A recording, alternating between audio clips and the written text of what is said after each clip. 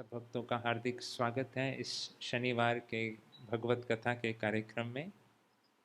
ये रिकॉर्डिंग है या कुछ रिकॉर्डिंग? अच्छा, तो जैसे कि प्रभु जी ने बताया, आज का विषय वस्तु हम लोग कैसे धनी बन सकते हैं, हाउ टू बिकम वेल्दी। बड़ा, और प्रभु जी ने तो बिल्कुल हिंट भी दे दिया है कि हमें कैसे वेल्दी बन सकते हैं। बड़ा सरल उपाय है। त्रिकुट माउंटेन का जीपीएस में एड्रेस डाल दीजिए, वहाँ पहुँच जाइए और थोड़ा सा वहाँ तैरना आरंभ करिए और खूब दूध पीजिए और मोती हीरे उठा लीजिए और घर ले आइए। तो ये बड़ा सरल उपाय है, लेकिन हम आज शास्त्र की दृष्टि से देखेंगे कि भाई वास्तव में धनी होने का अर्थ क्या है, सबसे धनी व्यक्ति कौन है।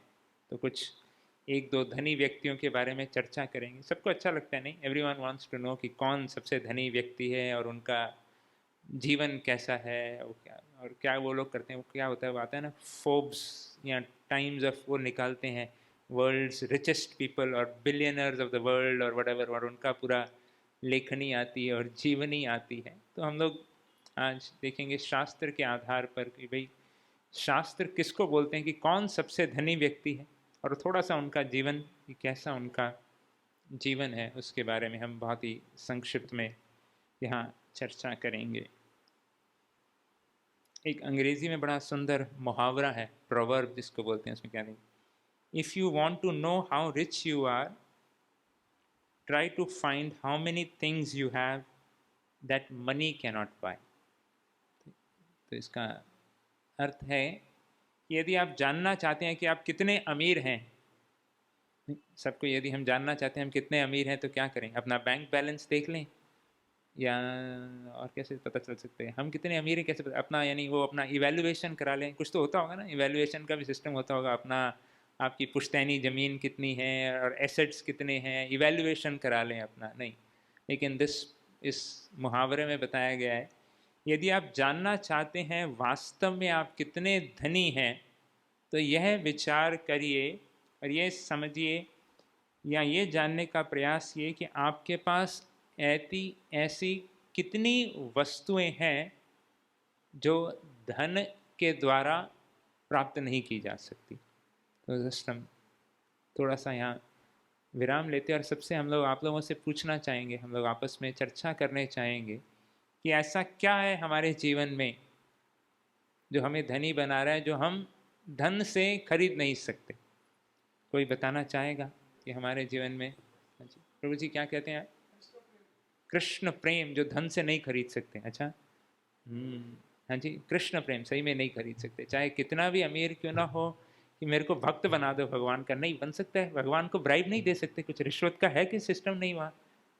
ऐसा नहीं, नहीं वहाँ रिश्वत नहीं चलती। सही कहा प्रभु जी ने। So there is no way we can buy Krishna prem. और कोई चीज़ जो पैसे से नहीं खरीदी जा सकती, जो हमारे पास है। Yes, you want to share? हाँ, ह्यूमिलिटी, नम्रता।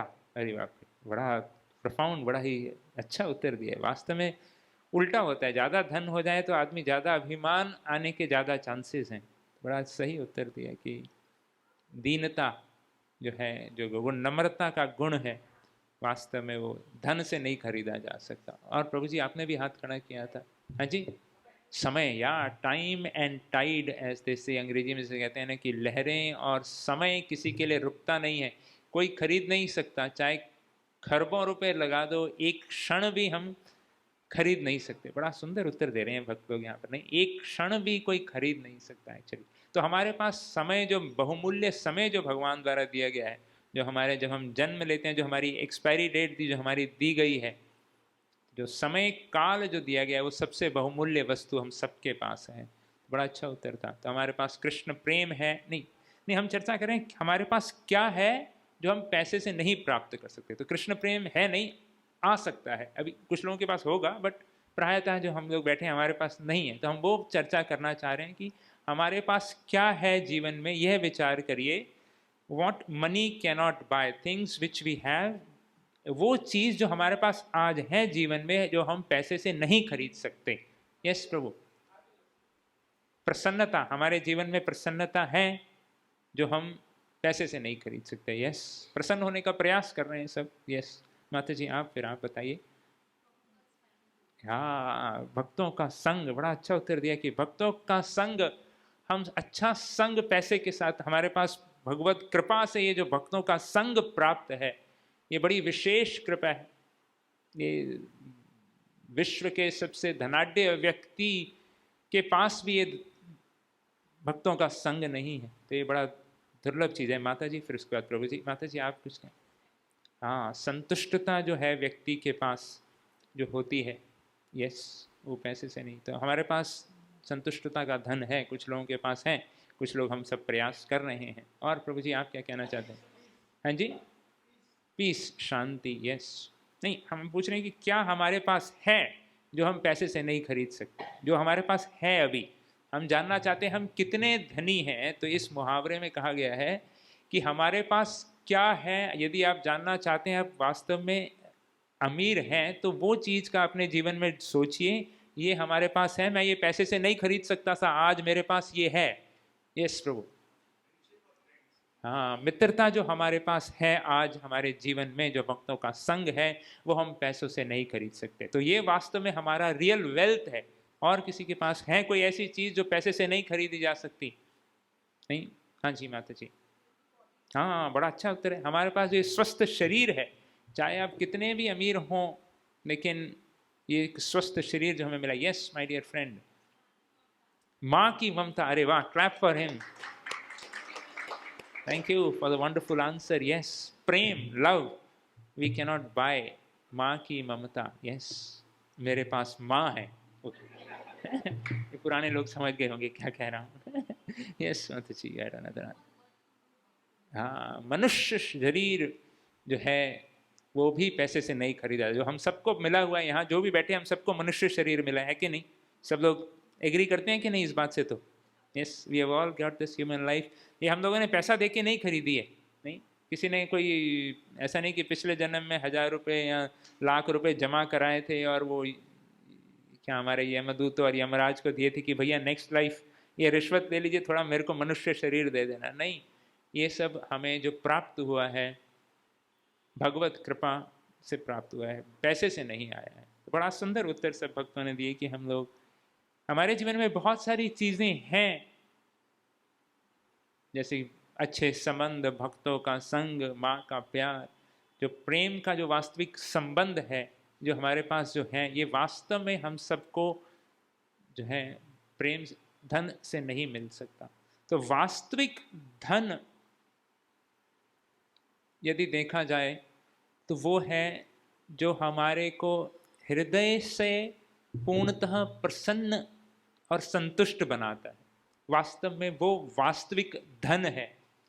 क्योंकि यदि केवल रुपया, पैसा, डॉलर इत्यादि धन होता तो दुनिया के सबसे धनाढ्य व्यक्ति सबसे प्रसन्न होते, लेकिन ऐसा नहीं है। हालांकि कई बार ऐसा वो दिखाई देता है कि ये सबसे पैसा है तो खुश हैं, ये एक बाह्य भ्रम ही रहता है। प्रायः हमारे श्रील प्रभुपाद जी के गुरु जी एक बड़ा सुंदर कहानी सुनाया करते थे। आप लोगों ने सुनी है 4 आने की सर्कस की कहानी? नहीं? आप लोगों ने सर्कस देखी है कि नहीं? सबने जीवन में सर्कस किसने देखी है? आजकल तो सर्कस भी बहुत कम हो गई है ना, आजकल ऑनलाइन शायद दिखती होगी, तो पता नहीं है कि नहीं सर्कस। बट एक गांव में श्रील भक्ति सिद्धांत सर ठाकुर जी एक कथा बताते हैं कि एक गांव में एक सर्कस लगी और वो पूरा वो ढिंडोरा पीटते हैं ना, वो ड्रम लेके गांव गांव में जा रहे थे कि भैया 4 आने में सर्कस, 4 आने में सर्कस। मतलब ये 1925-30 के आसपास की बात है। तो गांव गांव में ढिंडोरा पड़ रहे कि आज आपके गांव में 4 आने की सर्कस लगी है। उस समय भी वो सस्ती थी, मतलब उस समय अधिकांशतः प्राय तो शायद 1-2 रुपये टिकट रहती होगी, पर वो 4 आने वाला भी बहुत सस्ता था। और तो बड़ा विशाल टेंट लगाया गया, मतलब एब्सोल्यूट बड़ा ह्यूज और बड़ा विशाल टेंट लगाया गया और एडवर्टाइजमेंट सब जगह की गई कि 4 आने की सर्कस है, सुबह 7 बजे पहला शो। और गांव में भी पूरा न्यूज़ फैल गया। तो एक एक्साइटमेंट का, मतलब किसी के पास फ़ोन, टीवी इत्यादि तो नहीं होते थे, तो ऐसा ही कुछ आता तो सब उमड़ पड़ते थे, टूट पड़ते थे, कुछ एक एंटरटेनमेंट का मौका मिला है। तो सब लोग सुबह 7 बजे लाइन लग गई एक्चुअली, बिल्कुल फर्स्ट डे फर्स्ट शो देखने के लिए जैसे जाते हैं लोग कि 7 बजे 4 आने की सर्कस, और झगड़ा हो रहा है कि मैं ब्रेकफास्ट मिस करके आया हूँ, मेरा ऑफिस है, मुझे जल्दी जाना है, मुझे ये काम है, और ऑलमोस्ट लिटरली फाइट हो रही है। वैसे तो एक आदमी जो है सबसे पहले लगा हुआ है कि 4 आने की सर्कस है तो मैं देख कर आऊँगा, और वो सबसे आगे खड़ा है। और तो बोले कि जो ऑर्गेनाइजर होते हैं वो आते हैं कि भैया ये थोड़ा स्पेशल सर्कस है, छोटे छोटे शो हैं, लेकिन हम एक एक करके अंदर लेंगे। अरे बाप रे, बोले ठीक है चलो जो भी है, शायद पर्सनलाइज्ड सबके लिए कुछ होगा, आजकल सबको पर्सनलाइज चाहिए, सबके हिसाब से चाहिए, तो भैया बोले ठीक है टेलर मेड हमारे लिए शो होगा कुछ। तो पहला आदमी बिल्कुल सबको हाथ दिखाते हुए एक्साइटेड कि भैया I am the first one to go, first day first show, इस एक घमंड के साथ अंदर जाते हैं। और अंदर जाते देखते हैं इतना विशाल तंबू लगा हुआ है, और अंदर खाली, ना हाथी ना घोड़े, और ना ही कुछ जो भी वो क्या होते हैं लटकने छटकने वाले सर्कस में जो होते हैं, ना ही कोई जोकर है ना कुछ है। वो लगता है अपना ही जोकर बन गया। तो वो हैरान हो गया और चिल्लाने लगा, ये क्या है भैया, मजाक कर रखा है आप लोग, 2 दिन से गांव में ढिंडोरा पीट रहे हैं, ये क्या है 4 आने की सर्कस भैया, यहाँ तो कुछ दिख नहीं रहा। और उधर से सामने से एक पहलवान आता है, बोला तुम्हारे पिताजी ने भी कोई 4 आने में सर्कस देखी है, और पकड़ के उसकी धुलाई कर देता है। अरे बाप रे, इसको 2-4 लगाता है थप्पड़ और घुसे, और ये आदमी तो बेचारा बड़ा ही घबरा जाता है, यार ये क्या हो रहा है। और अभी वो सोच रहा था कि मैं वैसे घर में नाश्ता छोड़ के आया, घर में पराठे बने थे वो छोड़ के आया यहाँ सर्कस देखने के लिए, और ये सब, और इतने सारे लोग बाहर खड़े हैं, अभी बाहर जाऊँगा तो पूरा शहर में नाक कट जाएगा, ये क्या है। वो सोचता नहीं यार, थोड़ा सा नहीं बाल थे उसके, बाल बनाइए। बाहर आ गया, दूसरा आदमी, सब वो लोग पूछने पड़ते, बड़े बड़े उत्साहित थे, कैसा लगा सर्कस, बोले बहुत बढ़िया सर्कस है, आप भी जाइए। दूसरा आदमी भी बड़ा खुश था, चलो भाई एटलीस्ट फर्स्ट नहीं तो सेकंड तो आया मैं। दूसरा आदमी भी अंदर जाता है, उसकी भी खूब धुलाई होती है। नहीं, वो सोच रहा था यार पहला आदमी तो बड़ा खुश होके बाहर आया था, उसको लगता है बड़ी अच्छी सर्कस दिखा दी, शायद मेरे को नहीं दिखाई, तो अभी बाहर जाके बोलूंगा कि मेरी धुलाई हुई, बोलेंगे यार पहले आदमी को तो दिखा दी, तो मेरे को बड़ी नेचुरली ईगो हर्ट हो गई उसकी कि मैं ऐसा नहीं कर सकता। वो आता है, अरे बहुत बढ़िया सर्कस है, खूब हाथी हैं, घोड़ा है, शेर है, आप भी जाइए। ऐसे तरह से तीसरा आदमी जाता है, अभी उसके साथ भी होना क्या है, धुलाई होगी और क्या होगा।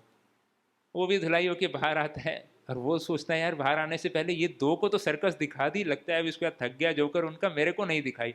वो भी आके वही बोलता है, बहुत बढ़िया सर्कस है, आप लोग भी जाइए, कृपया आप लोग चाहिए। उसकी भी धुलाई होती है। इस तरह से पूरी लाइन की लाइन सबकी धुलाई होती है। वो 4 आने में देखो, वो साइकोलॉजी का फायदा उठा के वो सर्कस वाला तो कमा के निकल गया।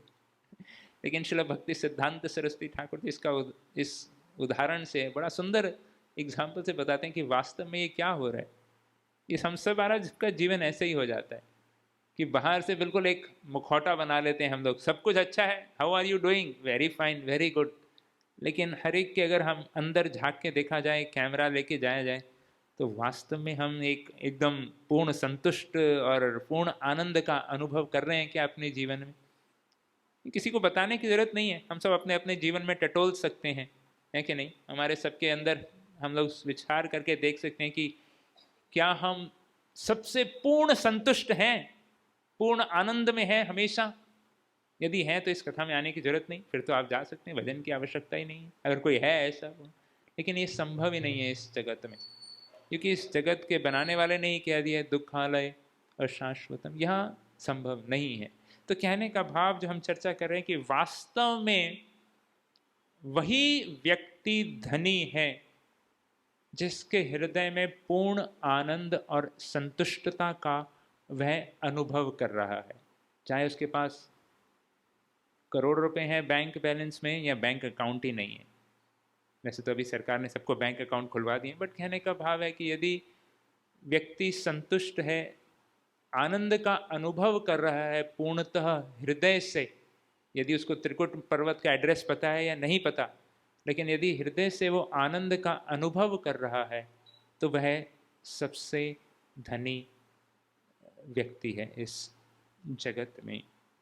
और आध्यात्म का मार्ग का उद्देश्य ही यही है कि हम इस आनंद, जो कि वास्तव में जीव का मूलभूत स्वरूप है, सत चित आनंद, भगवान श्री हरि, श्री विष्णु, श्री कृष्ण के अंश होने के कारण, जो कि सच्चिदानंद घन स्वरूप है, उनके अंश होने के कारण हम सब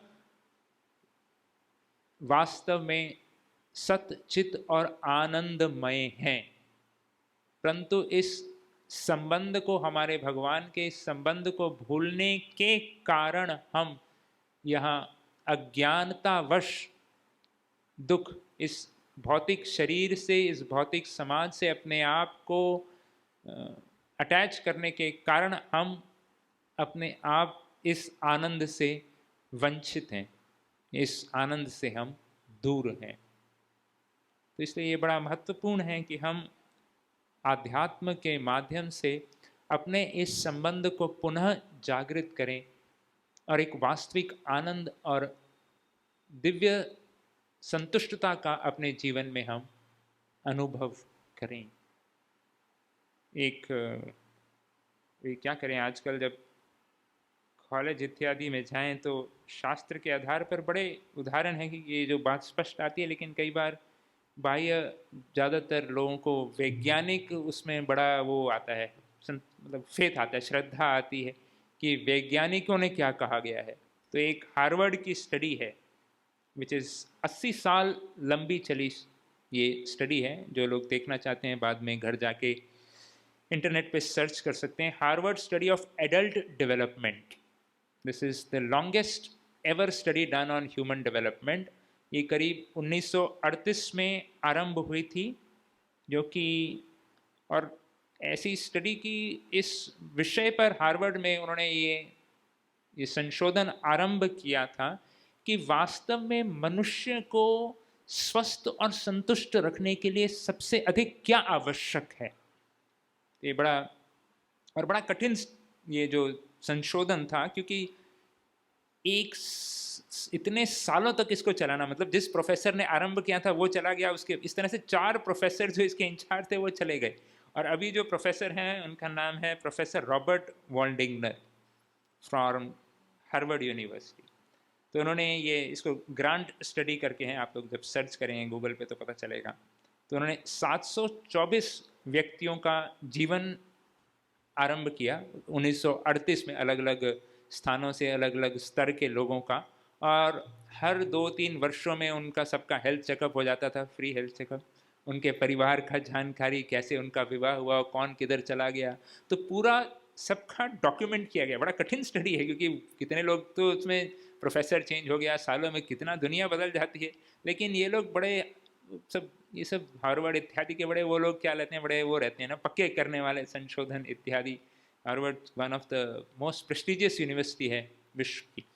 तो उन लोगों ने पूरा संशोधन किया और इस नतीजे पे पहुँचे 80 वर्ष के पश्चात कि वास्तव में बुद्धि, धन, सोशल क्लास यह निर्धारित नहीं करता कि व्यक्ति प्रसन्न चित्त है कि नहीं। तो आप लोग जानना चाहते हैं उन लोगों ने क्या फाइंड आउट किया 80 वर्ष के इस संशोधन में, कि कैसे हम खुश रह सकते हैं?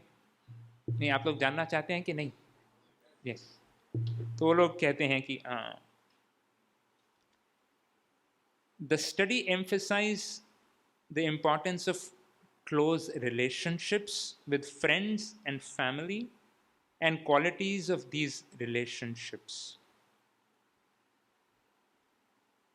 and importance of personal growth, development, finding meaningful, purposeful life।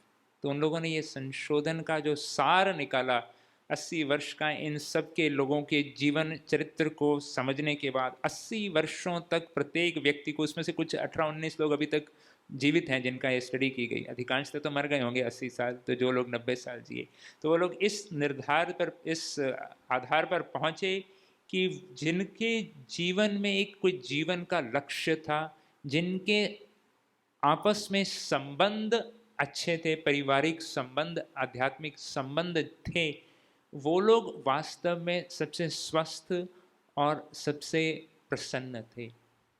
और हमारे शास्त्र बताते हैं, और शास्त्र का ज्ञान वास्तव में हमारे इस जो सब संबंधों का जो सार है, the essence of all relationships, the source of all relationships, तो उद्गम है जब सब संबंधों का, जो हमारा सबका भगवान के साथ जो संबंध है वास्तविक, the original relationship, the eternal relationship, जो शाश्वत सर्वप्रथम हम सबका संबंध है भगवान के साथ, उस संबंध को जागृत करने की विधि वास्तव में अध्यात्म है। तो जब हम उस विधि का पालन करके अध्यात्म के माध्यम से हम भगवान श्री हरि, श्री विष्णु, श्री कृष्ण, जब भगवान के साथ जब हम अपने संबंध को स्थापित करते हैं पूर्णतः से, तब हम संपूर्ण समाज के साथ संबंध बना सकते हैं। जब हम भगवान को स्वीकार करते हैं परम पिता के रूप में, तब हम प्रत्येक व्यक्ति को, प्रत्येक पुरुष, प्रत्येक स्त्री को भगवान के अंश के रूप में, प्रत्येक जीव को भगवान के अंश के रूप में देख सकते हैं और अपना संबंध, एक घनिष्ठ आत्मीयता का संबंध स्थापित कर सकते हैं। वास्तव में जो शुद्ध भक्त होते हैं उनका सबसे घनिष्ठ संबंध होता है प्रत्येक जीव के प्रति। श्रील प्रभुपाद जी जब 70 वर्ष की आयु में जब गए अमेरिका, ऐसा नहीं कि वो कोई उनके रिश्तेदार थे या उनकी कोई जान पहचान थी या जिनको वो प्रचार करने के लिए जा रहे थे, उनके बारे में कभी सुना भी नहीं था, कभी मिला भी नहीं था, लेकिन फिर भी वो करुणा, एक कंपैशन, दया क्यों थी उनके हृदय में? क्योंकि भगवत प्रेम उनके हृदय में उदित था, भगवान के साथ संबंध उनका स्थापित था। उस संबंध के कारण प्रत्येक जीव के प्रति प्रेम का जो है प्रादुर्भाव था, एक दया का भावना उनके हृदय में विद्यमान थी। तो ये हम देखते हैं कि शुद्ध भक्त के जीवन में वास्तव में ये जो संबंध की जो बात की जा रही है वो उसकी पूर्णता है। भगवान से जब हम इस संबंध को जब हम बना लेते हैं, जोड़ लेते हैं, जो ओरिजिनल हम सबका संबंध है, तब हम वास्तव में एक ऐसा आत्मीय दिव्य आनंद का अनुभव कर सकते हैं, पूर्ण संतुष्टता का अनुभव, कि इस भौतिक जगत का कोई भी धन हमें आकर्षित नहीं कर सकता। तो इस पृष्ठभूमि के साथ हम दो सुंदर प्रसंग पर आज चर्चा करेंगे।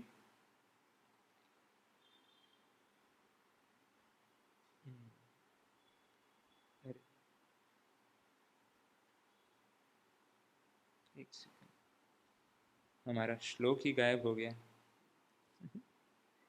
श्री कृष्ण गोविंद, श्री कृष्ण गोविंद। चलो कोई बात नहीं, तो हम दो प्रसंग पर चर्चा करेंगे।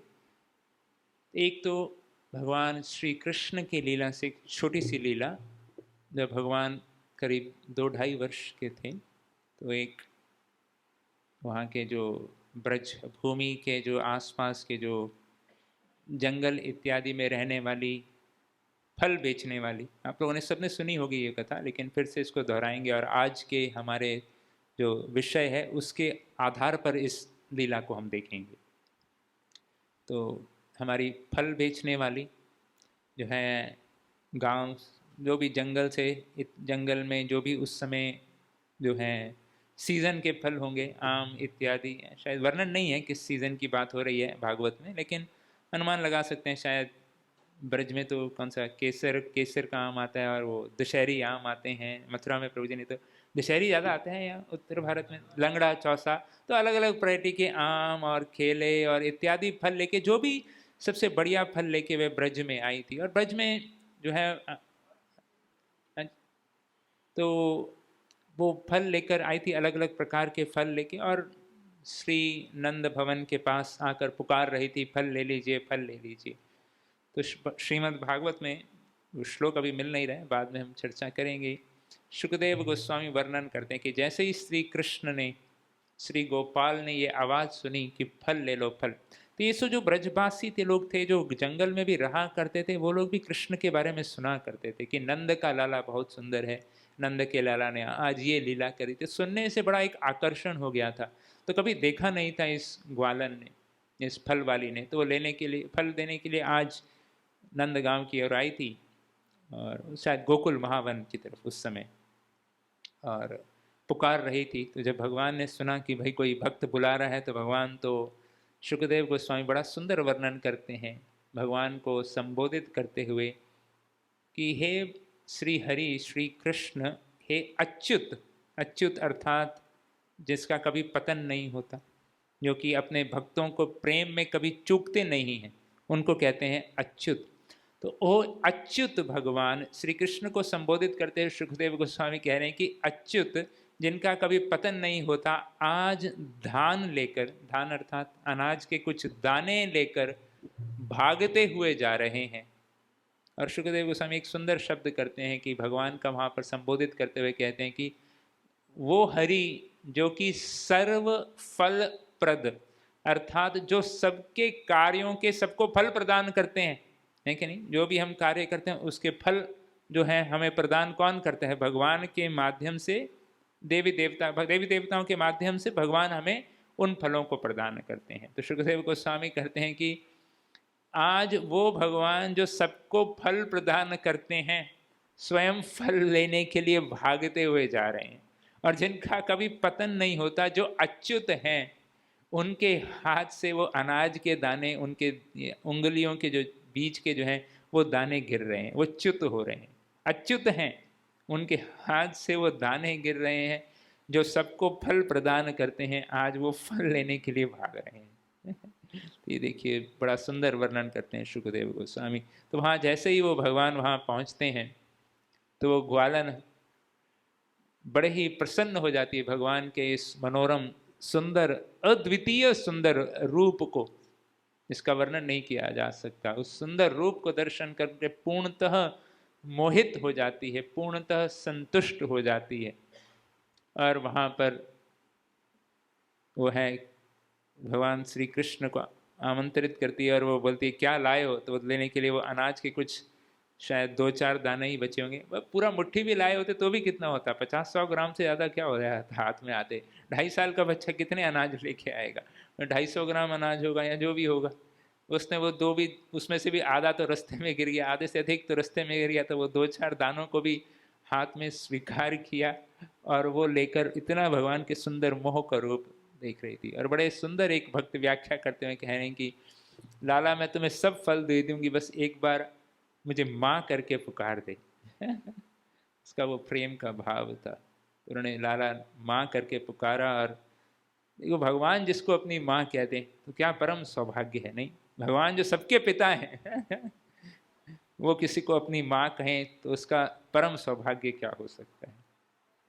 उन्होंने जैसे ही कहा तो जो भी फल लाई थी, वो जितने भी सबसे बढ़िया फल जो उसके पास थे वो ग्वालन के पास चुन चुन कर, नहीं तो जब भी फल की रेडी पे जाओ तो वो चुनने नहीं देते हैं। बहुत बार तो बम्बई में तो खास हाथ ही नहीं लगाने देते सब चीज, ये सामने जो दिख रहा है हम डाल देंगे थैली में, यही ले लीजिए। हाँ, लेकिन ये उल्टा था यहाँ पर, ये है प्रेम। प्रेम में सब उल्टा होता है। यहाँ पर वो जो सबसे बढ़िया वाले फल है वो दे रही है। ऐसा नहीं कि छोटा बच्चा है, अभी बच्चे को भेज दे तो वो ज़्यादातर वो गले हुए फल ही दे के भेज देंगे।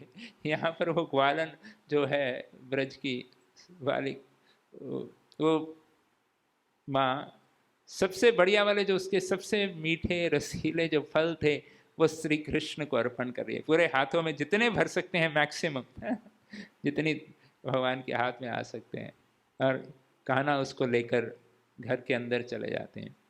और मैया वो अपनी टोकरी को वापस सिर पे उठाती हैं। उसको लगता है कि बहुत भारी है, लेकिन वो दिव्य आनंद का अनुभव कर रही थी कि लाला के दर्शन हो गया, लाला ने मुझे माँ करके पुकार दिया।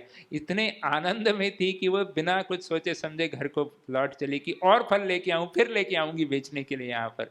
वो इस भाव से वो चली।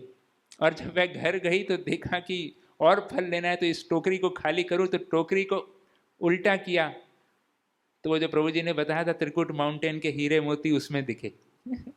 उसको वहां जाने की जरूरत ही नहीं पड़ी। अरे ये अच्छा तरीका है, भगवान को प्रेम से फल लगा दो, त्रिकुट माउंटेन में जाने की जरूरत नहीं, एड्रेस मिल गया, शॉर्टकट तरीका, त्रिकुट पर्वत जाने की जरूरत नहीं, भगवान को प्रेम से वो फल का भोग लगा दो, वो भगवान अपनी झोली में खुद डाल देंगे। ढूंढने की जरूरत नहीं है हमें, एक्चुअली वास्तव में ढूंढने की जरूरत नहीं है, भगवान वो झोली में खुद डाल देंगे। और उसने देखा कि वो इतना सब आ गया है, भारी ज्वेल्स आ गए, लेकिन वो प्रेम से इतनी ओतप्रोत थी और सेवा का भाव इतना उसमें उद्गम था कि उसको सब उल्टा किया और फिर फल लेके भागने के लिए चली है दर्शन का, कृष्ण का दर्शन करने के लिए। कृष्ण दर्शन लालसा इतनी तीव्र थी कि वो भाग कर चली है श्री गोकुल में। ऐसा नहीं कि वो लॉकर में रख दूं और जमीन में गाड़ दूं, या कम से कम वो बैंक के लॉकर में तो रख देना चाहिए था, कोई चोर इत्यादि ले जाता तो पता नहीं, जो भी भाव। लेकिन जब प्रेम का उद्गम होता है तब वो सब नहीं समझ में आता है, तब ध्यान नहीं रहता कि पैसा चाहिए या नहीं चाहिए। और यहाँ पर कृष्ण लौट कर आए घर के अंदर तो यशोदा मैया ने देखा कि ये क्या है लाला, ये कहाँ से लेकर आ गए, तुम अकेले क्यों गए, इसे नहीं जाना चाहिए। वो मैया उसको डांट रही है और हाथ से ले रही है और फल। और मैया को देखकर सब आसपास की जो है सखियाँ वो भी एकत्रित हो गई हैं। और ऐसा ना कि पहली बार लाला शॉपिंग करके आया है तो पूरा एक फेस्टिवल था कि कन्हैया आज पहली बार शॉपिंग करके आया है भैया, अमेजोन से खुद ही ऑर्डर कर दिए, घर आ गए। होम डिलीवरी था पहले, नहीं सब चीज़ प्राय सब कुछ घर पे ही हो जाया करता था प्राय तो यहाँ भैया भी बड़ी आनंद में थी कि सब कन्हैया लेकर आया है, पहला शॉपिंग करके आए हैं, तो बड़ी प्रसन्न थी और सब सखियों को बांट रही थी, ये एक आम ले लो, ये तुम ले लो केला, ये जो भी संतरा, कहाँ का संतरा नहीं, स्पेन की संतरा ले लो, या जो भी सब विशेष प्रकार के फल जो भी थे वो सब सखियों को बांट रही थी। और देखते देखते और सब फैल गई खबर कि भैया पहला शॉपिंग की है कन्हैया ने, और सब लोग आ गए और मैया दिए जा रही है निकाल कर दिए जा रही है निकाल कर, और सखियां आ गई। लेकिन देखिए भक्ति का भाव में ऐसी शक्ति है कि वो जो दिए जा रहे हैं तो फल ऐसा नहीं कि खत्म हो गए, 4 सखियों को मिला बाकियों को मिला नहीं। कितने फल आए होंगे हाथ में, 7, 8, 10, इससे अलग क्या उठाएगा 2.5 साल का लड़का, 2 किलो 2.5 किलो कितने उठाएंगे हाथ में, कोई ऐसा थैली तो उठा के नहीं लाए थे लेकिन वो मैया बांट रही है और फल वो कम नहीं हो रहे हैं, जितने भी आ रहे हैं सबको फल दिए जा रहे हैं। तो ये है वास्तव में प्रेम धन।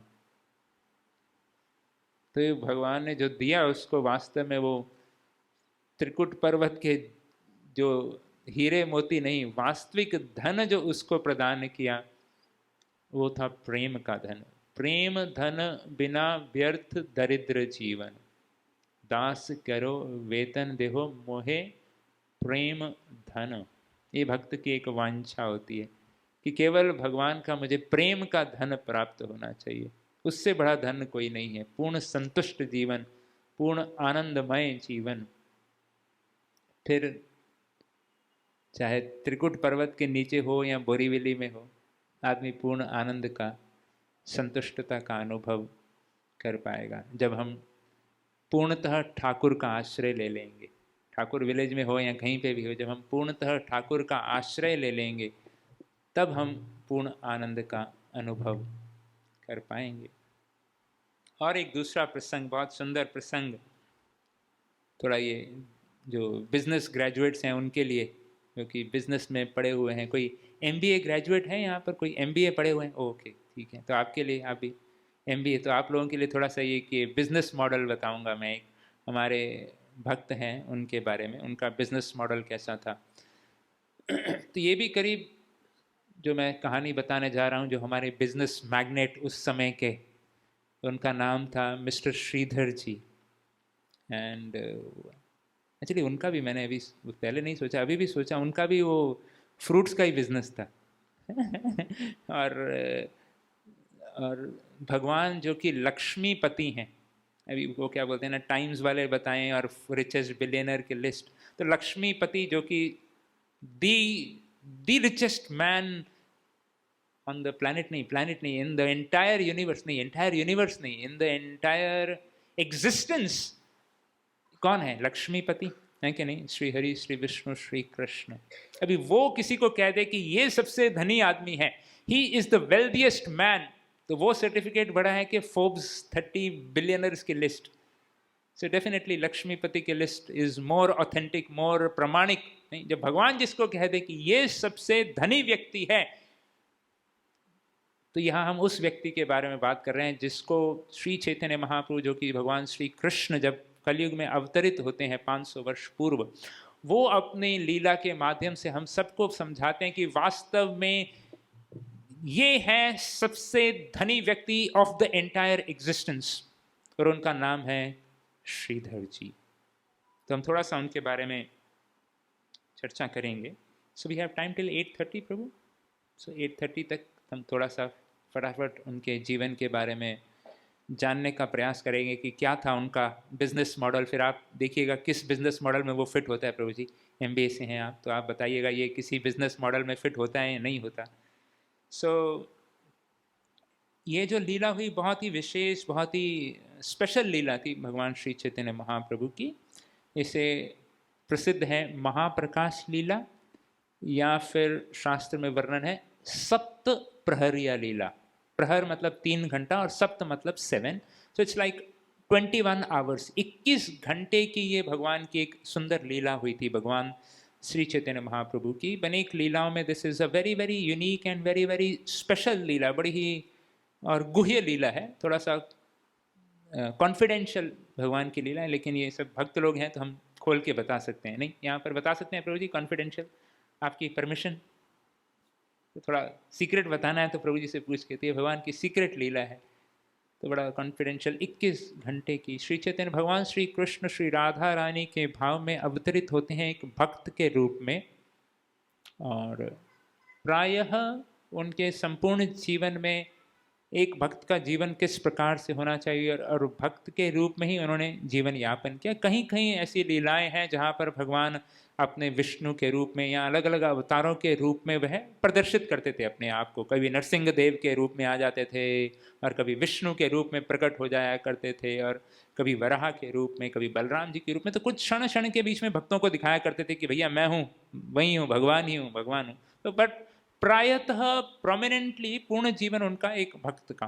लेकिन यह पहली बार था कि भगवान 21 घंटे तक सबको बता रहे थे कि वास्तव में मैं ही भगवान हूँ, आई एम गॉड। उस भाव में थे, और इट वॉज नॉट, ये पब्लिक में नहीं था, केवल कुछ भक्तों के लिए ही ये लीला घटी थी। तो इसलिए ये गुह्य लीला है, लेकिन प्रभु जी की आज्ञा है तो हम बता रहे हैं सबको, प्रभु जी का परमिशन है बताने के लिए।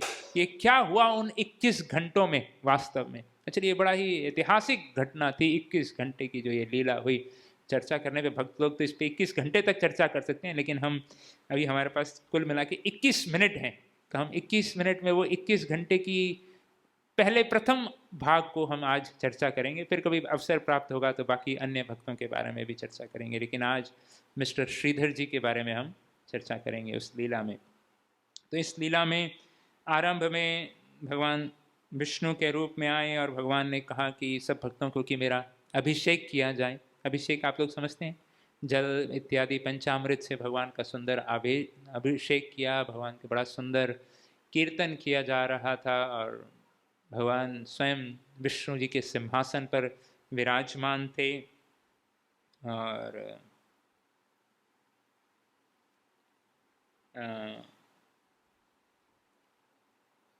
और बड़ा अभिषेक के समय भी एक बड़ा सुंदर प्रसंग, ये जो लीला घट रही थी, ये एक और भगवान के भक्त श्री नारद जी के अवतार श्रीवास ठाकुर जी, उनके घर पर ये लीला घटित हो रही थी। यहाँ पर ये अभिषेक का कार्यक्रम हो रहा था, और भगवान श्री चैतन्य महाप्रभु का अभिषेक हो रहा था, और भगवान देख रहे थे कि सब लोग पूरे कार्यों में लगे हुए हैं, व्यवस्था में लगे हुए हैं, और अभिषेक की तैयारी हो रही है। कोई दूध से कर रहा है, दही, शहद, घी, जल। और वहाँ पर एक सुंदर वृंदावन दास ठाकुर वर्णन करते हैं कि उनकी एक दासी थी, मेड सर्वेंट घर में आती थी, उसका नाम था दुखी, और वो भी बड़े भाव से जो है सेवा कर रही थी, और जो है अनेक घड़ों में वो गंगा जल लेके छान रहे थे। तो वो उसकी सेवा थी गंगा जल लेके आना। तो वो घड़ा लेके जाती थी गंगा जी से श्रीवास आंगन से ज़्यादा दूर नहीं है गंगा। वो गंगा जाती थी, घड़ा लेके आती थी, वहाँ रख देती थी, भगवान का सुंदर अभिषेक का दर्शन करती थी, फिर जाती थी, घड़ा लेकर आती थी, रख देती थी। तो मतलब अधिकांशतः जो भी वहाँ कुछ भक्त लोग थे जो उस दिव्य लीला में भाग ले रहे थे, सब अभिषेक का दर्शन कर रहे थे, और दुखी का कोई ध्यान नहीं दे रहा था। नेचुरली सब लोग भगवान के अभिषेक में व्यस्त थे, कीर्तन चल रहा है और बड़ा चल रहा है।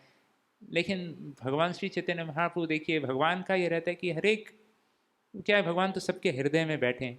तो सब कुछ जानते हैं, सबके भाव को, एक एक के भक्त के भाव को। तो भगवान ने ध्यान दिया कि अरे ये कौन है जो इतने प्रेम से जो है घड़े ला रही है और सजा के लाइन में रख रही है ताकि उसका छाना जा सके और अभिषेक के लिए उपयुक्त हुआ है। तो श्रीवास ठाकुर को बुलाया भगवान ने अभिषेक करते हुए कि ये कौन है भाई? बोले नहीं, ये हमारे यहाँ जो सेवा करती है इसका नाम दुखी है। बोले इतने प्रेम से ये सेवा कर रही है और ये भगवान के इतना आनंद का अनुभव कर रही है इस सेवा में, तो इसका नाम दुखी नहीं होना चाहिए, आज से इसका नाम सुखी कर दो।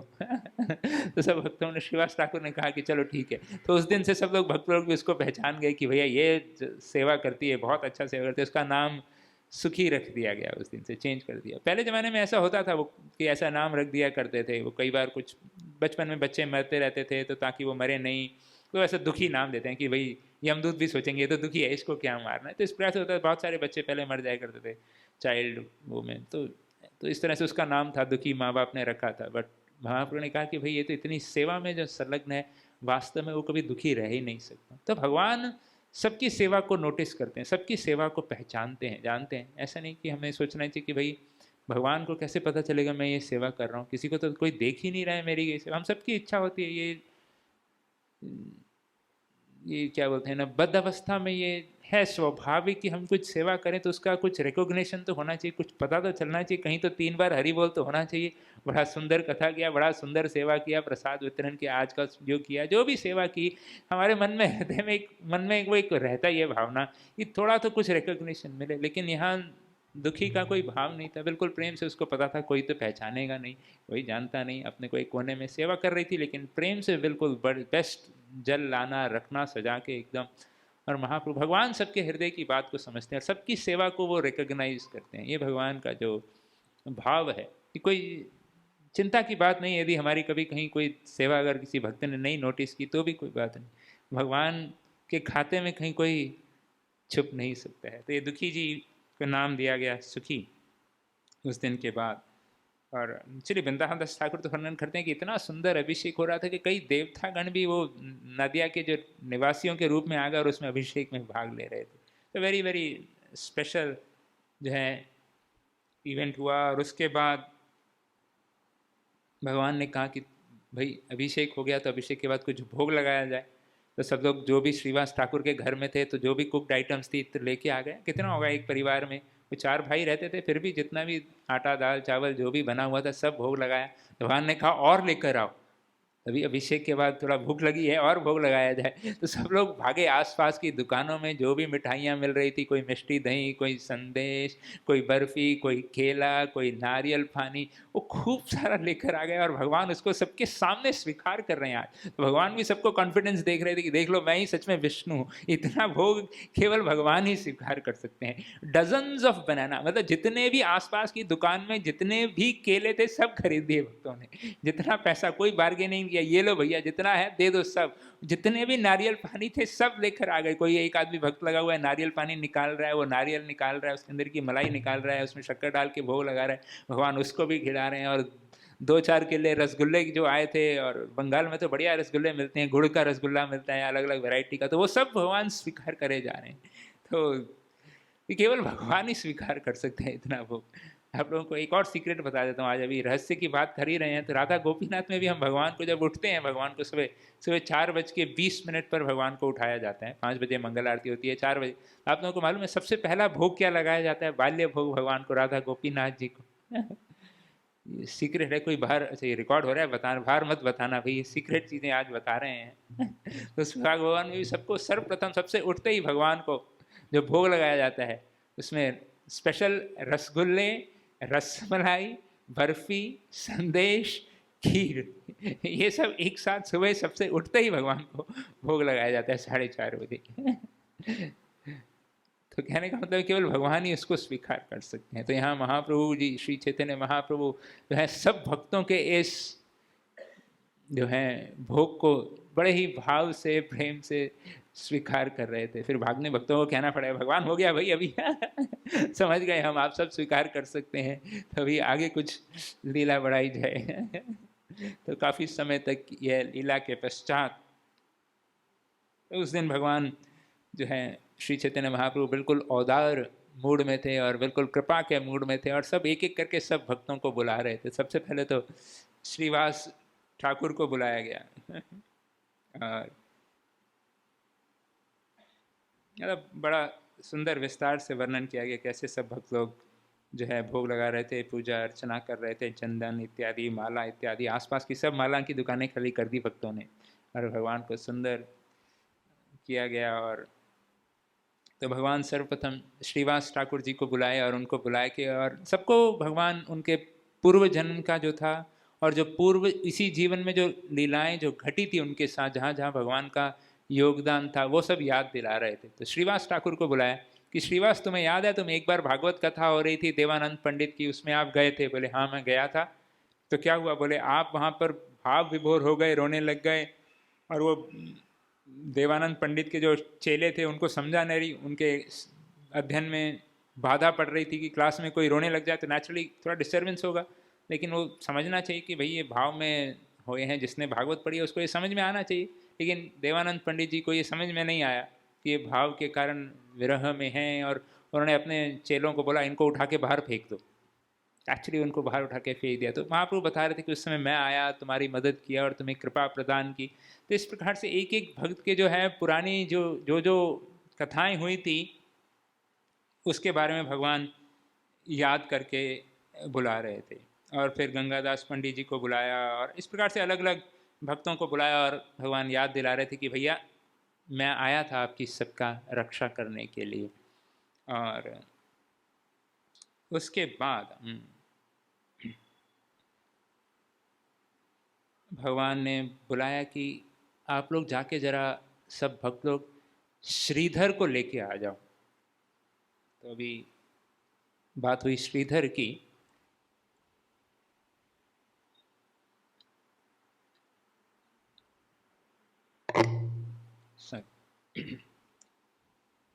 अभी श्रीधर जी को तो बहुत लोग जानते ही नहीं थे। तो भक्तों ने पूछा महाप्रभु को आप किसके बारे में बात कर रहे हैं? इतने बड़े बिजनेस मैग्नेट हैं लेकिन कोई जानता ही नहीं था उनको। बोले श्रीधर जी को लेकर आया जाए। तो जैसे ही महाप्रभु ने बोला कि भाई श्रीधर को लेकर आया जाए, तो भाई भक्तों ने पूछा कि भाई अभी इस इतनी सुंदर लीला हो रही है, इसको छोड़कर कैसे जाएं? अगर ढूंढेंगे तो समय लग जाएगा। लेकिन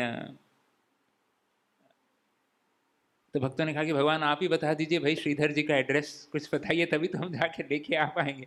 बोले नहीं, आप इस गली के कोने में चले जाइए, एड्रेस दीजिए, जहाँ भी कीर्तन की आवाज़ आएगी। ये संध्याकालीन लीला है, दिन भर में अभिषेक कीर्तन इत्यादि भोग लगा और उसके पश्चात संध्या का समय हुआ। और भगवान ने कहा कि वो श्रीधर है, आप जाइए गली में जाइए, वहाँ पर नाम संकीर्तन की आवाज़ आएगी और उसको पकड़ के लेके आ जाइएगा आप श्रीधर के बारे में। तो ज़्यादा कहने का भाव यह है कि कोई पहचानता भी नहीं था हमारे श्रीधर जी को। भक्त लोगों के बीच में भी उनकी परिचय नहीं था। साधारण उनका, जैसे हम बता रहे थे, बिजनेस था। और बिजनेस भी कहाँ, और उनको मतलब वृंदावन दास ठाकुर वर्णन करते हैं उनका बिजनेस भी ऐसा था कि वो केले का पेड़ खरीद लिया करते थे, उसमें केले के पत्ते काट लिए, केले के फल ले लिया, केले का फूल ले लिया, और वो केले का खम्भ, स्टेम होता है, आप लोग समझते हैं stem? I don't know Maharashtra में बनाते हैं या नहीं उसकी सब्जी। बंगाल में थोर बोलते हैं, यहाँ पर खम्भ बोलते हैं, क्या बोलते हैं उसका? पिंडी, पिंडी बोलते हैं शायद कई जगह पर। तो उसका सब्जी बनाया गया, मतलब वो बेचा करता, that's all, that was his business. तो जैसे मैं बता रहा था कि उनका बिजनेस मॉडल, वृंदावन दास ठाकुर और भक्त लोग बताते हैं कि उनका मॉडल ऐसा था। So Prabhu you can see how it is as per your MBA understanding of this, कि कैसे ये एक्चुअल में फिट होता था। सो उनका था कि मेरे को जीवन चलाने के लिए, समझ लीजिए उस समय के करेंसी के हिसाब से जो भी 500 रुपये महीना लगता है, या जो भी लगता है, सब 250, 100, तो कहने के लिए चलो 500 रुपये लगते हैं, तो 500 रुपये उतना ही मैं सामग्री और इत्यादि भगवान की सेवा और गंगा माँ की सेवा में लगा दूंगा, और ये एक वृक्ष जो है मेरे को इतने में मिलता है, इतने का मुझे मार्जिन है, तो मेरे को इतना आवश्यक है, तो मिनिमम प्रॉफिट कितने में बेचूं मैं? मतलब ये 100 रुपये का खरीदा ये पूरा पेड़ और उसमें सब जो भी मिला, तो 120 रुपये में रोज का अगर मैं बेच दूँ, यानी इस हिसाब से वो कैलकुलेट करते हैं कि बिल्कुल जैसे मुझे 500 चाहिए तो 501 भी नहीं मिलना चाहिए एक्स्ट्रा, बस 500 रुपये में जितना मेरा हो जाए, वो प्राइसिंग उनका हुआ करता। This was his pricing model, कि अगर मुझे 500 रुपये कमाने हैं तो ये इतने कहाँ बेचूं, इस तरह से वो बैक कैलकुलेट करके कि इतने में बेचूं कि बस 500 ही मेरे पास आ जाए, और कुछ जमा पूंजी का कुछ हिसाब किताब था ही नहीं। और उनका गरीबी का वर्णन ऐसा है कि घर में वो ऊपर से छत में होल हो गए थे, छेद हो गए थे, वो रिपेयर करवाने के लिए भी कुछ ना ही समय था और ना ही धन इत्यादि था। ऐसा नहीं कि वो लेंटर डाल दें और वो ऊपर से ताड़पत्री डाल दें, नहीं, कुछ नहीं। बारिश में बीच में पानी भी आया करता था। और हिज होनेस राधानाथ महाराज जब इस कथा का वर्णन करते हैं तो श्रीधर के बारे में बताते हैं कि उनके कपड़े भी ऐसे थे कि उसमें मतलब ऐसा नहीं कि वो हर रोज एक नया लेके आया जाया करते थे, या खरीद हर साल में खरीदा करते थे, दिवाली पे नए कपड़े ले लिया करते थे, नहीं, वो जो भी कपड़े थे वही पहना करते थे। और प्राय इतना पहनने के बाद इतना धोने के कारण उसमें छेद हो गए थे। और अभी ऐसा भी नहीं था कि सुई धागा लेके उसको सिल लिया करते थे, प्राय गांठ मार दिया करते थे धोती में। ये वही तो धोती और कुर्ताएं जो भी पहनते होंगे उस समय का परिवेश उनका होगा, उसमें गांठ ज्यादा दिखाई देती थी कपड़े से। तो ये उनका परिवेश और ये उनका रहन सहन था। और घर में फर्नीचर के नाम पे कुछ नहीं। ऐसा नहीं कि कुछ फर्नीचर इत्यादि बहुत व्यवस्था थी और उसके लिए कुछ किया हुआ था, नहीं, बिल्कुल सादा जीवन उनका वहाँ था।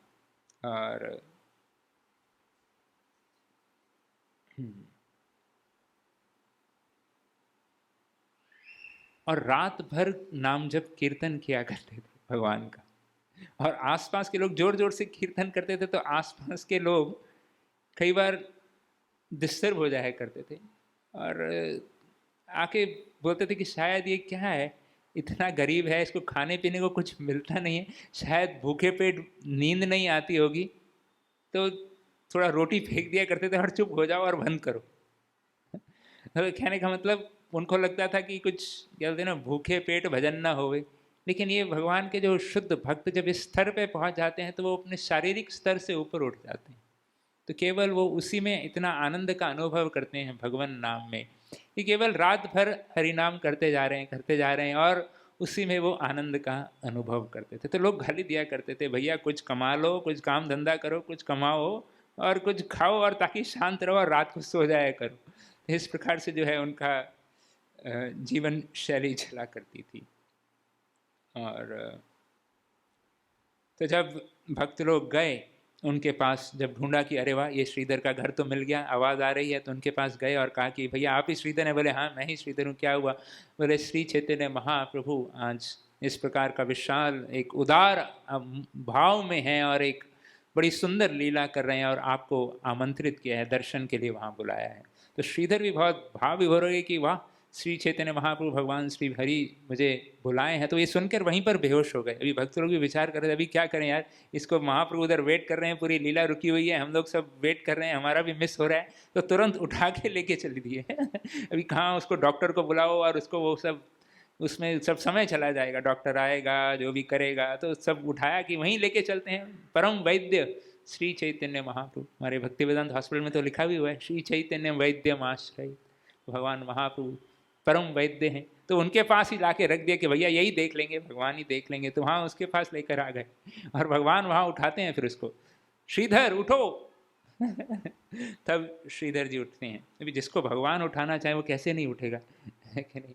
भगवान जिसको मारना चाहें और जिसको उठाना चाहें तो कोई कुछ नहीं कर सकता। पिछली बार हम चर्चा किए थे इस तथ्य पर। और जब तो भगवान महाप्रभु कहते हैं कि तुमने मुझे इतने अनेकों, जब श्रीधर उठा तो वो भी बिल्कुल हैरान हो गया, ये क्या है, भगवान विष्णु के सिंहासन पर बैठे हैं और सब भगवान की वंदना कर रहे हैं, पूजा कर रहे हैं, कोई कीर्तन कर रहा है, कोई गा रहा है, बड़ा महोत्सव चल रहा था वहाँ पर। और महाप्रभु कहने लगे कि तुमने मेरी अनेकों वर्षों तक, इतने वर्षों तक, इतने जीवन भर तुमने मेरी सेवा किया है और इस जीवन में भी तुमने मेरी इतनी सेवा की। और महाप्रभु उसको याद दिलाते हैं श्रीधर को और सब भक्तों को बताते हैं कि वास्तव में कैसा उनका आदान प्रदान था। तो महाप्रभु बताते हैं कि मैं हर रोज़ इस जीवन काल में, जब से मैं बड़ा हुआ, जब से खुद शॉपिंग करने जाता था, मार्केटिंग करने जाया करता था, तो प्रायः हर रोज़ श्रीधर के पास जाते थे महाप्रभु निमाय पंडित के रूप में। और जाने के बाद, अभी जैसे हमने चर्चा किया उनका बिजनेस मॉडल में, क्योंकि सबसे मिनिमम प्राइस ही होगा मार्केट में, बिकॉज ऐसा मॉडल तो किसी और का होगा नहीं। तो जो भी केला, केले का फल और जो भी इत्यादि जो था वो सबसे मिनिमम प्राइस था, मार्केट का सबसे लोएस्ट प्राइस था। उसके बाद भी निमाय पंडित जाकर उनके साथ झगड़ा किया करते थे, आर्ग्यू किया करते थे कि भैया और कम में दे दो, आधे पैसे में दे दो, 5 रुपए का है तो बोले 2.5 रुपए में दे दो। तो ये भगवान का उनके साथ प्रेम का आदान प्रदान हुआ करता था। देखो यहाँ सैकड़ों हजारों भक्त भगवान को प्रेम से भोग लगाते हैं और भगवान जो भक्ति भाव के अनुसार स्वीकार करते हैं। लेकिन यहाँ इस भक्त की भक्ति की देखिए पराकाष्ठा कि भगवान जाके मांग रहे हैं उससे कि मुझे दो, मैं तुम्हारा स्वीकार करना चाहता हूँ। हम लोग भक्ति से प्रयास कर रहे हैं भगवान को भोग लगाने के लिए, यहाँ भगवान उसके घर जाके उसकी दुकान पर जाकर रोज मांग रहे हैं। और रोज घंटों, 1.5 घंटा 2 घंटा तक वृंदावन दास ठाकुर वर्णन करते हैं कि भगवान झगड़ा करते थे कि नहीं नहीं तुम महंगा लगा रहा है। वो कह रहा था कि नहीं नहीं नहीं, मैं तो इससे सस्ता और क्या मिल सकता है। बोले नहीं मुझे यही चाहिए। तो कई बार श्रीधर कहा भी करता था, भगवान के सुंदर रूप को देखकर बड़ा आकर्षित था कि आप इतने सुंदर ब्राह्मण हैं, लेकिन आप मेरी दुकान पर क्यों आते हैं? अगर आपको कहीं और सस्ता मिलता है तो आप किसी और दुकान पे चले जाए। लेकिन देखो भगवान किसी वस्तु विशेष की भूख नहीं है, भगवान केवल भक्त का प्रेम चाहिए। अभी दुर्योधन जब भगवान हस्तिनापुर आए थे, भगवान श्री कृष्ण, दुर्योधन ने 56 भोग बनाया, 56 नहीं शायद अधिक ही बनाया होगा, 56 तो बड़ी सरलता से बना देते हैं भक्त लोग भी हमारे, तो अवश्य बहुत विशेष बनाया होगा, अलग अलग प्रकार का जो भी भोजन इत्यादि बनाया था। लेकिन भगवान कहाँ चले गए? विदुर जी के घर पे। और कुछ लोग बोलते हैं शाक खाया, कुछ लोग केले का छिलका खाया। तो मतलब जो भी है भगवान प्रेम को स्वीकार किए। तो यहाँ श्रीधर से लोग भगवान झगड़ा कर रहे और भगवान कह रहे थे, सब भक्तों को बता रहे थे कि वास्तव में मैं रोज जाता था इनकी दुकान पे और इनसे झगड़ा करा करता था और इस प्रकार से हमारा आदान प्रदान होता था। और भगवान कहते कि मैं बहुत बार ऐसे ही लेकर आया करता था और कई बार आधा देता था और कई बार ऐसे ही लेकर आ जाया करता था। और भगवान कहते थे कि एक्चुअली मैंने बहुत कुछ इसके श्रीधर के घर का, आंगन का खाया है। भगवान कहते हैं वास्तव में कि एक्चुअली मैं रोज जो घर में प्रसाद स्वीकार करता था वो भी श्रीधर के केले के पत्ते पर पे था। ये देखो भगवान जिसके ब्रांड एम्बेसडर हो, है कि नहीं? वो रिचेस्ट पर्सन नहीं होता ना। सब लोग चाहते हैं कि सब कोई प्रसिद्ध व्यक्ति और कोई रिच व्यक्ति हमारे ब्रांड को स्वीकार करे और बोले कि वो ये हमारा ब्रांड यूज करते हैं। तो यानी और कितना खर्चा करते हैं लोग ब्रांड एम्बेसडर को अपॉइंट करने के लिए। तो श्रीधर जी के लिए ब्रांड एम्बेसडर हैं लक्ष्मीपति, भगवान स्वयं। आप समझ सकते हैं कि क्या उनका बिजनेस है मॉडल, कि भगवान जिसके ब्रांड को वर्चस्व दे रहे हैं, सैंक्शन कर रहे हैं कि भैया मैं इनकी थाली यूज करता हूं हर रोज। So this is the real wealth of our dear Shridhar ji. ये उनका जो है धन जिसके बारे में आज हम चर्चा कर रहे हैं, ये वास्तविक धन है कि भगवान उसको स्थापित कर रहे हैं कि yes he is the richest person. Mahaprabhu एक बार एक्चुअली उसके घर पे गए थे और कहने लगे कि महाप्रभु उसको कहे थे श्रीधर को कि श्रीधर तुम बाकी लोग देखो तुम्हारे आसपास सबके इतने अच्छे अच्छे घर हैं, वो सब काली माँ इत्यादि की पूजा करते हैं, देवताओं की पूजा करते हैं, इतने धनी हैं, तुम भगवान श्री हरि श्री गंगा की पूजा करता है, तुम्हें कुछ मिलता है कि नहीं? तुम भी क्यों नहीं करता? श्रीधर उनको कहने लगा कि वास्तव में भगवान एक बात बताऊं निमाय पंडित, कि कोई राजा क्यों ना हो जो अपने घर में 56 भोग स्वीकार कर रहा है और महल में रह रहा है, या कोई चिड़िया ले लो वो अपना घोंसला बना रही है या राजा महल बना रहा है, वो अपने 56 भोग खा रहा है, या ये कीड़े इत्यादि जो भी चिड़िया का भोजन है उसको स्वीकार कर रही है। तो जो आनंद ये चिड़िया को मिल रहा है वही आनंद इस राजा को मिल रहा है, इसमें कोई भेद नहीं है। मैं संतुष्ट हूँ जो मुझे भगवत कृपा से प्राप्त हो रहा है, भगवत भजन श्री गंगा मैया की सेवा में मैं पूर्णतः संतुष्ट हूँ। महाप्रभु उसको निमाय पंडित उस समय उसको कहा करते थे कि तुम्हारे पास वास्तव में तुम सबसे बड़ा धनी है, मैं एक दिन दुनिया को दिखा दूंगा। वो कहा करता था महाप्रभु देख लीजिए मेरा घर खाली है, कोई लॉकर नहीं, कोई बैंक बैलेंस नहीं, कोई बैंक अकाउंट नहीं, कोई स्विस बैंक में मेरा अकाउंट नहीं है, कुछ नहीं है मेरे पास। निमाय पंडित को महाप्रभु कहा करते थे नहीं, एक दिन मैं पूरे विश्व को दिखाऊंगा कि वास्तव में तुम सबसे धनी व्यक्ति हो। वो भी विचार करता था ये क्या धन की बात कर रहे हैं। और कई बार जब बार्गेनिंग हुआ करती थी तब महाप्रभु उसको कहा करते कि तुम आधा पैसे तो वैसे भी गंगा की सेवा में लगा देता है और गंगा तो मेरे चरणों से उद्गम है, तो मेरे को ही दे दो ना फ्री में, क्या प्रॉब्लम है तुम्हें? तो इस प्रकार से महाप्रभु उसके साथ कहा कर, तो वो विष्णु विष्णु करके बोलता था, अरे रे ऐसा कैसा कह रहे हो कि गंगा आपके पैरों से आ रही है, ये क्या बोल रहे हो, वो तो विष्णु के चरणों से आ रही है। उस समय वो उनको समझ में नहीं आ रहा था कि यही वास्तव में भगवान है। तो इस प्रकार से बड़ा सुंदर प्रसंग है, लेकिन समय को सम्मान करते हुए यहाँ हम 5 मिनट में, just 5 minutes I extend Prabhu, sorry I didn't realise. और इस प्रकार से जो है श्री चैतन्य महाप्रभु बड़ा उनका सब भक्तों के सामने गुणगान कर रहे थे और सब भक्तों को ये सिद्धांत को स्थापित कर रहे थे कि वास्तव में ये धन जो है, प्रेम का जो धन है, वो वास्तविक धन है। और फिर भगवान उनको बड़ा ही सब भक्तों के सामने सुंदर श्री श्याम सुंदर श्री बलराम जी के रूप में उनके समक्ष प्रकट होते हैं और उस सुंदर छवि का श्रीधर को दर्शन देते हैं उस सब भक्तों के समक्ष।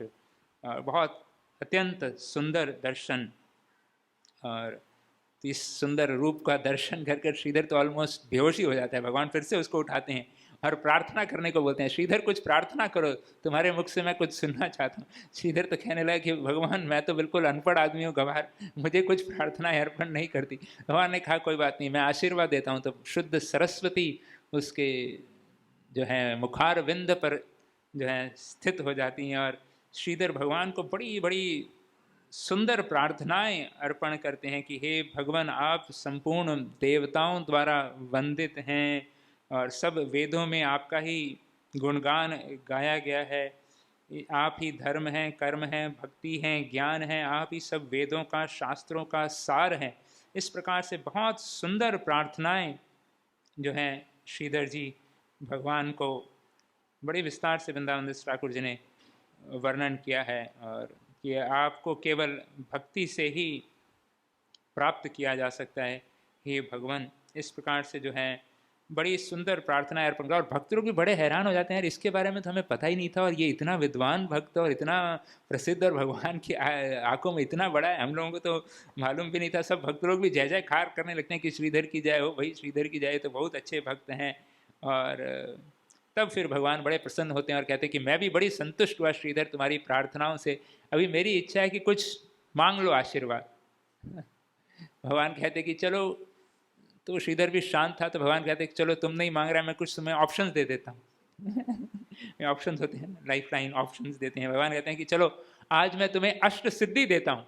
अष्ट सिद्धि जो कि बहुत, अभी समय नहीं है लेकिन हम चर्चा कर सकते हैं कि बहुत मतलब स्पेशल, जिसमें आप सब कुछ प्राप्त कर सकते हैं, छोटे हो सकते हैं, बड़े हो सकते हैं, जो भी जहाँ से आपको प्राप्त करना है, पूरा अमेजॉन वर्ल्ड सब आपके हाथों में आ गया। They can buy anything any time from anywhere, ऐसा उनको सिद्धि प्राप्त करने को दे देते हैं। और श्रीधर जी सब ऑप्शन सुनने के बाद कहते हैं हे भगवान, आप फिर से मेरे साथ धोखा मत करिए। मैं एक बार धोखा खा चुका हूँ, आपके साथ बहुत झगड़ा करता करता था, आप आया करते थे तब मैं आपको पहचान नहीं पाया, अभी फिर से मेरे साथ धोखा नहीं कर सकते। और लेकिन महाप्रभु कह जा रहे नहीं, मेरी इच्छा है भाई, तुम मांगो, नहीं तो भगवान कहेंगे कि भगवान का दर्शन हो गया और कुछ मिला ही नहीं इसको, तो हमारी इज्जत के लिए कुछ मांग लो यार, मेरे लिए कुछ मांग लो। ये देखिए भगवान के भक्त, यदि हमारे पास कभी कोई ऑफर आ जाए कि भाई ये आपको ब्लैंक चेक दिया जा रहा है, क्रेडिट कार्ड दिया जा रहा है, भगवान अगर कुछ ऑफर दे दें तो तुरंत उसको इन कैश करने के लिए भागेंगे बैंक में, 24 घंटे जो बैंक खुला होगा, या एटीएम में भागेंगे, ये एटीएम कार्ड मिला है आपको पिन के साथ 24 घंटे के लिए। तो माला नहीं करेंगे और भागेंगे पहले। यहाँ हमारे श्रीधर जी सब कुछ मिल रहा है, भगवान बोल रहे हैं मैं तुम्हें इंद्र का राज्य दे देता हूँ, नहीं चाहिए, इस जगत का राजा बन जाओ भाई, प्राइम मिनिस्टर की पोस्ट, प्रधानमंत्री, सब कुछ देने को तैयार है भगवान। यहाँ श्रीधर जी कह रहे हैं भगवान और धोखा नहीं चाहिए, कुछ तो दे, मांग ले भैया, हमारे लिए कुछ मांग लीजिए। तो श्रीधर जी कहते हैं कि वास्तव में मैं एक बात, यदि आप देना ही चाहते हैं, इतना इंसिस्ट कर रहे हैं, तो मैं मांग लेता हूँ एक चीज़, कि वो जो ब्राह्मण जो मेरे पास रोज आया करता था, मेरे साथ झगड़ा करा करता था, बार्गेनिंग करा करता था, है, वो सदैव उनके प्रति मेरा प्रेम बना रहे, और मैं सदैव इस प्रकार के जो है आदान प्रदान उनके साथ करता रहूं। और इस प्रकार से जो है श्रीधर है बिल्कुल उन्माद के, प्रेम के उन्माद से रोने लग जाते हैं और प्रार्थना करते हैं कि भगवान कुछ ऐसी व्यवस्था कर दीजिए कि मैं सदैव आपका नाम करता ले सकूँ, आपका सदैव आपका दर्शन करूँ, कभी आपको भूलूँ नहीं। इस प्रकार से बड़ी सुंदर प्रार्थनाएं अर्पण करते हैं। तो वृंदावन दास ठाकुर इस अध्याय को समाप्त करते हुए, इस प्रसंग को समाप्त करते हुए कहते हैं कि धन नाही जन नाही नाही क पांडित्य कीचनी बे ए शकल चैतन्य भृत्य, कि ना उसके पास धन था, ना ही कोई चेले इत्यादि थे। अभी जो भक्त लोग भी पहचानते नहीं तो चेले कहाँ से होंगे। ना ही कोई पांडित्य था।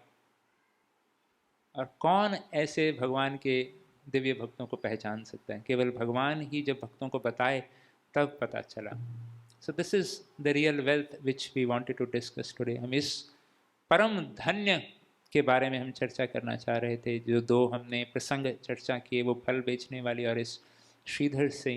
So these were the real wealthy people. ये वास्तविक धनी व्यक्ति हैं जो कि पूर्ण संतुष्ट, पूर्ण आनंद का अनुभव कर रहे हैं अपने जीवन में। तो ये जो भक्ति का मार्ग है, ये हम सबको इसी दिशा में लेकर जाता है। इसका एकमात्र उद्देश्य यही है, जैसे हमने शुरू में चर्चा किया, कि जो प्रसन्न रहने के लिए जो आवश्यक है, भगवान के साथ आत्मीयता का, प्रेम का शाश्वत संबंध जो हमने खो दिया है, उसको पुनः स्थापित करना।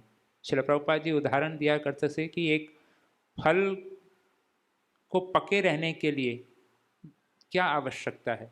केवल पेड़ से लगे रहना। आजकल तो वैसे बाहर भी पका देते हैं, नहीं, लेकिन प्रायः अगर पेड़ पे टका लगा रहे तो वो परिपक्व हो जाएगा। उसी प्रकार से एक धनी व्यक्ति के पुत्र को यदि उसका इनहेरिटेंस, उसकी वो क्या बोलते हैं, इनहेरिटेंस हिंदी में समझ गए सब लोग, इनहेरिटेंस अर्थात जो भी उसका प्रॉपर्टी इत्यादि है उसको प्राप्त करना है, तो क्या करना है? बस उसके साथ रहना है। पिताजी को लात मार के भागना नहीं है और जाना नहीं है, छोड़ के नहीं जाना है। उसी प्रकार से हमारे जो भगवान हैं, जो कि सब लक्ष्मीपति हैं, तो वो सब इनहेरिटेंस, वो सब धन इत्यादि जो भगवान के हम सबके लिए है, केवल हमें उनके साथ भगवान नाम के माध्यम से, भगवत सेवा के माध्यम से, भगवत श्रवण के माध्यम से उनके साथ केवल जुड़े रहना है। बाकी सब वो इनहेरिटेंस सब हमें अपने आप मिल जाएगा। केवल हमें भक्तों का संग, भगवान नाम, भगवत सेवा को छोड़ना नहीं है, जीवन भर ये करना है और हम उस इनहेरिटेंस को प्राप्त कर लेंगे। हालांकि भौतिक जीवन में व्यापन करने के लिए जो भी धन इत्यादि अत्यंत महत्वपूर्ण है, उसके बिना तो कुछ गाड़ी ही नहीं चलती, कुछ चलता ही नहीं, तो वो अत्यंत आवश्यक है। उसके साथ साथ हमें इस परम धन का जो लक्ष्य है उसको भूलना नहीं चाहिए। ये इस जो आज की इस कथा का यही सार है कि जो भी धन है वो तो आवश्यक है ही, उसके बिना तो भजन भी नहीं होता भाई आज कलयुग में तो।